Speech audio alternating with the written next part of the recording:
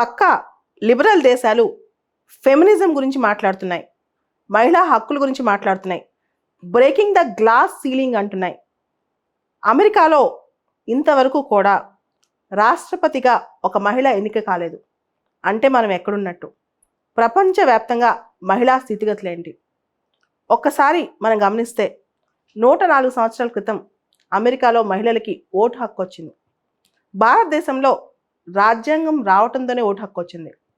Saudi అరేబియాలో కరెక్ట్గా 10 సంవత్సరాల క్రితం మహిళలకి ఓటు హక్కు వచ్చింది. ఆ తర్వాత మహిళలు డ్రైవింగ్కి వెళ్ళటం అండ్ సినిమాల హాళ్ళు ఓపెన్ అవ్వటం ఆ దేశంలో ఇవన్నీ జరిగాయి అన్నమాట. అయితే ఆఫ్ఘనిస్తాన్ విషయం ఒకసారి చూద్దాం. 1996 నుంచి 2001 వరకు తాలిబాన్ ప్రభుత్వం ఆఫ్ఘనిస్తాన్లో ఉన్నప్పుడు మహిళల హక్కులు పూర్తిగా కాలరాలిపోయాయి. ముఖ్యంగా మహిళలు బయటికి వెళ్ళటానికి లేదు, చదువుకోవడానికి లేదు, వాళ్ళకి చాలా ఆంక్షలు అన్నమాట. ఆ టైంలో మహిళా సెలూన్లు కూడా మూతపడిపోయాయి. 2001లో ఎప్పుడైతే తాలిబాన్ ప్రభుత్వం పక్కకి వెళ్ళిపోయి 2002 నుంచి ఆఫ్ఘనిస్తాన్లో ప్రజాస్వామ్యం అనే ఒక ఆలోచన బయలుదేరిందో అప్పుడు మహిళలు సెలబ్రేట్ చేసుకున్నారు. ఇన్ఫ్యాక్ట్ ఐక్యరాజ్య సమితి కూడా 2002లో ప్రపంచ మహిళా దినోత్సవం రోజు ఆఫ్ఘనిస్తాన్కి ఆ దినోత్సవాన్ని అంకితం చేయడం కూడా జరిగింది. గత 20 సంవత్సరాల నుంచి ఎంతో కొంత మహిళా హక్కులు ఆఫ్ఘనిస్తాన్లో ప్రోగ్రెస్ అవుతూ వచ్చాయి. 2021 నుంచి మళ్ళీ తాలిబాన్ ప్రభుత్వం వచ్చింది. ఈ తాలిబాన్ ప్రభుత్వం రావడంతోనే ముందున్నంత హార్ష్గా మేము ఉండం, మేము మోడరేట్గా పరిపాలిస్తామని చెప్పారు. కానీ వాళ్ళు చేసిన పని ఏంటి? నిన్నటికి నిన్న మహిళా బ్యూటీ పార్లర్కి, మహిళా సెలూన్స్ అన్నిటికీ కూడా వాళ్ళు నోటీస్ ఇచ్చారు. 1 నెల రోజుల్లో అన్ని మహిళా సెలూన్స్ క్లోజ్ అయిపోవాలని. తాలిబాన్లో అమ్మాయిలు బయటికి పార్క్కి వెళ్ళటానికి ఉండదు, జిమ్కి వెళ్ళటానికి ఉండదు. Taliban rule Afghanistan.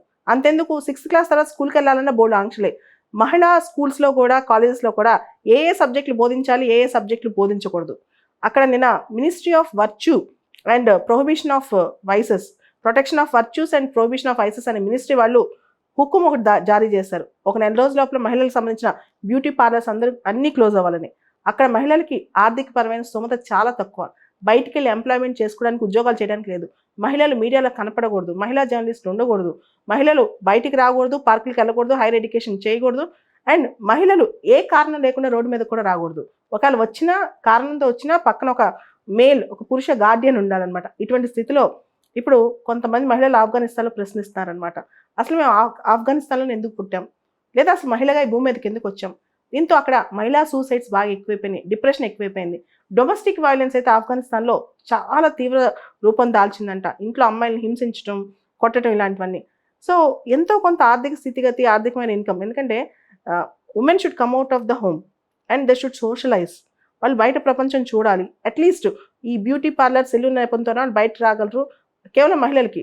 So women makeup అయినా, మేకోవర్ అయినా కంప్లీట్గా వాళ్ళు బుర్కా లోపలే ఉంటారు కాబట్టి అక్కడ ఎవరికీ అబ్జెక్షన్ లేని పరిస్థితి. స్టిల్ ఎందుకు తాలిబాన్స్ ఇలా చేస్తున్నారు, తాలిబాన్ ప్రభుత్వం ఇలా చేస్తుందని చెప్పి అక్కడ చాలామంది మహిళలు వాపోతున్నారు. అంతేకాదు అక్కడ మహిళలు కనుక తాలిబాన్ రూల్స్ని కనుక బ్రేక్ చేసి బయటకు వస్తే తీవ్రమైన శిక్షలు కూడా అక్కడ కనిపిస్తున్నాయి అన్నమాట. దాంతో అక్కడ మహిళలు బతకడానికి భయపడుతున్నారు, ఇంటికి వెళ్తే భయపడటానికి, బతుకు నెరవేర్చుకోవడానికి కూడా భయపడుతున్నారు. అంతేకాదు ఎవరికైతే అబ్బాయిలకు ఉద్యోగాలు పోయాయో, పురుషులకు ఉద్యోగాలు పోయాయో, భర్తలకు ఉద్యోగాలు పోయాయో, చిన్న చిన్న సంపాదనలతో మహిళలు పిల్లల్ని స్కూల్కి పంపించడం, వాళ్ళకి అన్నం పెట్టడం ఇలాంటి చేస్తున్నారు. ఇటువంటి పరిస్థితులు కూడా ఆఫ్ఘనిస్తాన్లో కాలు రాశారనమాట. పూర్తిగా రిప్రెసివ్ రూల్ అని చెప్పొచ్చు ఆఫ్ఘనిస్తాన్లో తాలిబాన్ది, ముఖ్యంగా మహిళల హింసల విషయంలో. ఫ్యామిలీ ఇన్కమ్స్ పోయాయి, ఎంప్లాయ్మెంట్ పోయింది, మహిళలు సోషలైజ్ అవ్వడం పోయారు.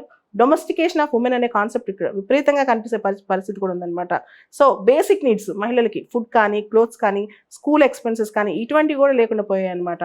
సో దీంతో టీనేజ్ గర్ల్స్లో విపరీతమైన ఆందోళన, వాళ్ళకి ఎడ్యుకేషన్ లేకపోవటం, మహిళా సూసైడ్స్, మహిళా డిప్రెషను ఇవన్నీ కూడా కనిపిస్తున్నాయి అనమాట.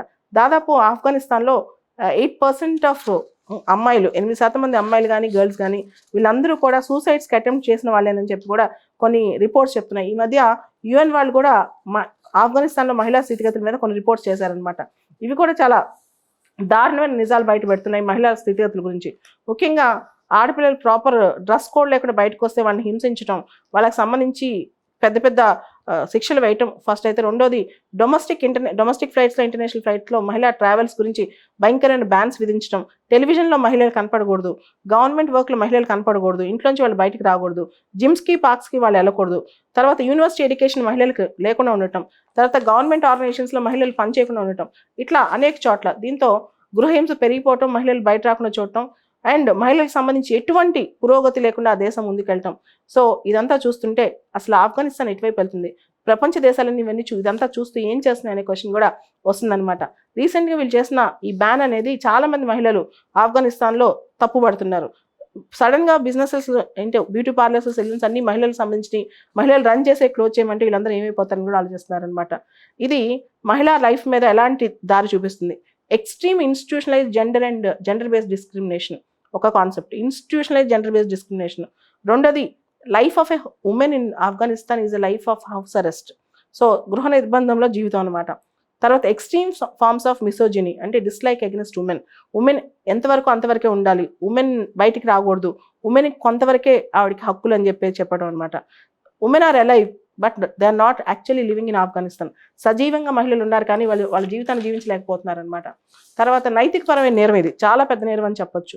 జెండర్ బేస్డ్ వైలెన్స్ పెరిగిపోవటం, జెండర్ అపార్థీడ్ అంటే లింగ వివక్ష అనేది భయంకరంగా కనిపిస్తుంది ఇక్కడ. ఇంట్లో కూడా వాళ్ళకి ప్రిజన్ లైక్ కండిషన్స్, బయటకు వెళ్తే ఏమవుతుందో, ఇంట్లో ఉంటే ఏమవుతుందో.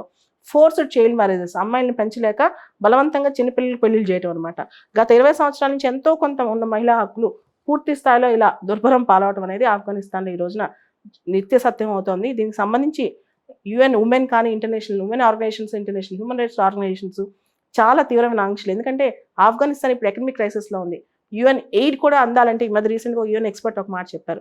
ఐక్యరాజ్య సమితికి చెందిన ఏదైనా ఎయిడ్ అందాలన్నా, ఆర్థికపరమైన సహాయం అందాలన్నా తాలిబాన్ ఇలాంటి పనులకు పూనుకోకూడదు. ఎంతో కొంత స్వేచ్ఛ, ఎంతో కొంత హ్యూమన్ రైట్స్ని ప్రొటెక్ట్ చేయాలని చెప్పి కూడా చెప్తున్నారు. కానీ తాలిబాన్లు ఈ మాట వింటారా? ఖచ్చితంగా వినరనే మనకు అనిపిస్తోంది.